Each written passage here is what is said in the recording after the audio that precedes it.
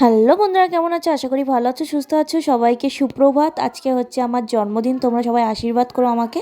আর এই দেখো, আমার মা এই সুন্দর কেকটা আমার জন্য নিয়ে এসেছিলো।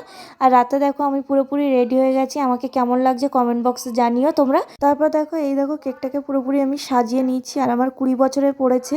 দেখতে এরকম লাগলে কি হবে, আমার কিন্তু 20 বছরে পড়েছে। তারপর ফাইনালি আমি এখানে চেষ্টা করে যাচ্ছি মোমবাতিটা ধরানোর, তো বারবার ধরছিল না। তারপর ফাইনালি ধরেছে। আর এখানে আমার দুই দাদা, একটা হচ্ছে আমার পাতানো দাদা, যার বিয়েতে গেছিলাম তোমাদেরকে দেখিয়েছিলাম, আর একটা আমার নিজের দাদা।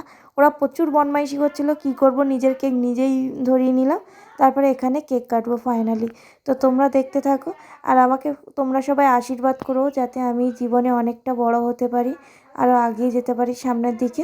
তো দেখো, এখানে ওদের দুষ্টুমি তো শেষ হয় না। পাশে আমার বর্তানি ছিল। ফাইনালি কেকটা কাটার পরে এখানে আমাকে খেতে দিয়ে দিয়েছিলো। আর এত পরিমাণে কেক খাইয়েছিল যে আমি না ভাতই খেতে পারছিলাম না, যাই একটুখানি খেয়ে সবগুলো ফেলে দিয়েছিলাম।